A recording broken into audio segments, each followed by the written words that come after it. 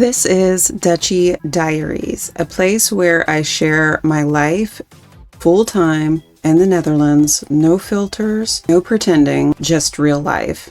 Now, if you missed my last episode, make sure you watch that. That's about getting your license here in the Netherlands. Today, I'm going to be talking about how to get your car ready for the European roads so you can actually register it without any headaches. This is my car here. It is a European spec, or actually it was an American spec. I bought it on post in Germany. I didn't have to pay any taxes for it. And I did the whole import in the Netherlands without a headache. And I'm going to explain to you how to do that. So converting your car to a European spec sounds complicated, doesn't it? Or at least everybody makes it sound complicated. It doesn't matter if you're coming from America or if you're coming from somewhere in Europe, from an army post or whatever post you're at. If you were in the military, they make it sound like it's almost impossible because they are trying to talk you out of living the life that you want to live. So the first step that you're going to do is you're going to check the requirements. Every country has different rules, but it's usually about the lights, emissions, and safety. You can check the government's website for your country's registration requirements. That's step one. Step two is adjusting the lights and signals. European spec usually means that your headlights and indicators might need to be adjusted. For example, if your car normally doesn't have fog lights front and rear, then that needs to be added. And it's a simple fix. You can simply fix it yourself, and there's several videos online that shows you exactly how to do this, or you can go to a certified dealership and pay thousands of dollars or euros, or you just find, that nice shop that everybody goes to when they don't have enough money or they don't have much money and they know that the job will get done correctly. Kind of like me. Okay, this is mine. You see? Hold on. I can't see. So this is my old, I don't know what this is called, but as you can see, maybe you can't see. You can't see. Anyways, that is the BMW symbol. This came out of my BMW M235i, which was American spec, and I have a brand new one, which is the European spec, and here is where they put the fog lights. Okay, so that's basically all that I needed for my car to become European spec. Number three, emissions and safety checks. Some cars are going to need the emissions checks or testing and modification, like seatbelts or tires. Sometimes the American cars, you guys like to have your tires wider than the vehicle for aesthetic pleasure. I'm not too sure, but it's not going to work over here. It's illegal. And so the next step is going to be paperwork prep. Step 4 is paperwork prep. You're going to have to gather things like your title, proof of insurance, and any conversion receipts. This will make your registration process go a lot smoother. And then step number 6 is closing, CTA. That's it. That is it. Basically, after a couple of tweaks to your vehicle, your car is ready to be on European roads. It's just that simple. Now, if you look online and Google what are the estimated costs for converting your US spec to a European spec, you're going to get some numbers for the freight. If you're shipping it over, approximately 950 euro. Depends on where you are. Actually, that part you are going to have to pay for that. So if you're coming from America, do expect that you are going to have to pay to ship your vehicle to Europe, to the Netherlands. So this big thing that really scares people and actually makes people sell their vehicles, they don't even want to have anything to do with it because of this very large number. This thing is called import duties VAT. Now, the customs duty, typically that is 10% of the vehicle's value. Now, you can Google the value of my vehicle. I will tell you that I did not pay anywhere near close to that. And as a matter of fact, I paid 0. And of course, we have the VAT, which is approximately around 20%, and that is, or 21%, excuse me, and that is the combined combined value of the vehicle and customs duty. So for example, if a vehicle costs $30,000, the total burden would actually be around 10,200 euros, which is about 33% of the vehicle's value. Nobody wants to pay that. And I can guarantee a lot of you guys don't know this trick, and it's totally legal. So here's what you're going to have to do. But first, also, if you Google how much does it cost to actually convert your vehicle to European spec, you're going to get something between $5,000 to $15,000 or euros. And that's just not, I think for this thing like this is what I changed, you guys. I paid like 400. Are you kidding me? Find your guy.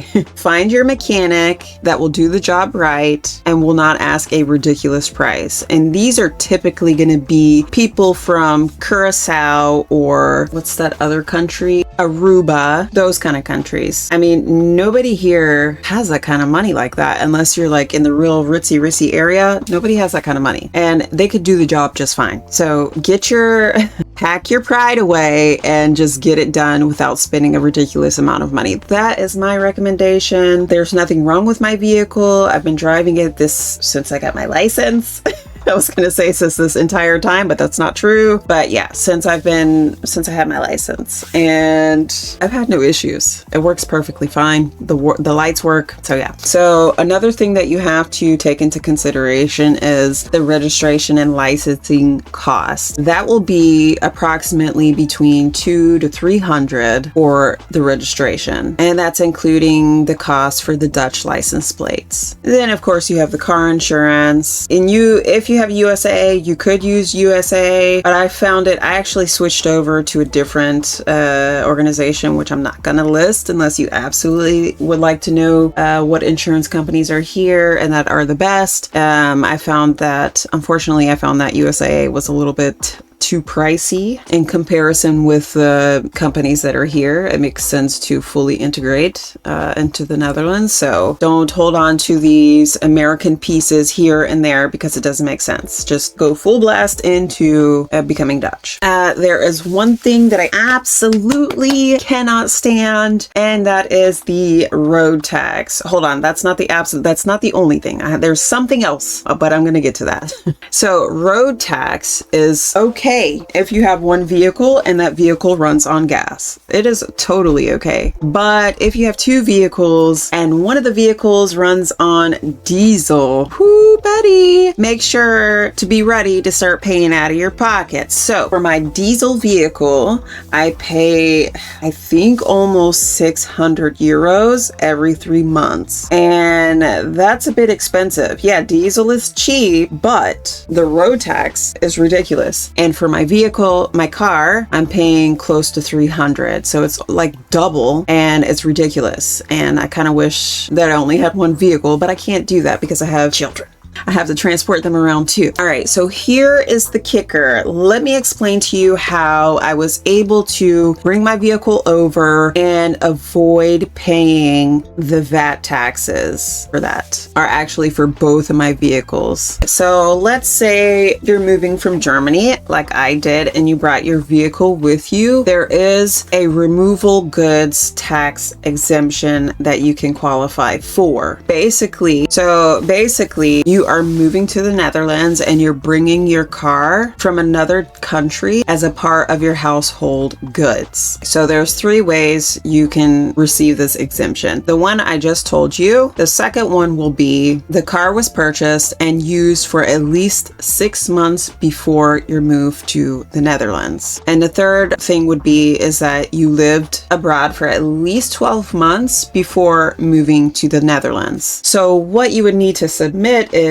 and don't hate me for mispronouncing this. This is a difficult word. I'm just gonna have to sound it out. You're gonna have to ask for an aanvraag vergunning vrijstelling BPM by warehousing. Okay, I know you don't understand a word that I said, and I'm gonna put that actually in the comments so that way you can understand what you need to have whenever you're trying to get this tax exemption, so you can get your hot rod over here and, you know, enjoy life. So basically, basically you're going to submit this form to the belastings within 12 months of your move. So basically what you're going to need is the necessary documents, which are proof of residence, vehicle registration details, and evidence of the car being used the past 6 months prior to the move. So just because you submit it doesn't mean that it's going to be accepted right away. You have to actually wait for the approval from the belastings. If they grant the approval, the vehicle will then be imported without the usual Dutch import taxes.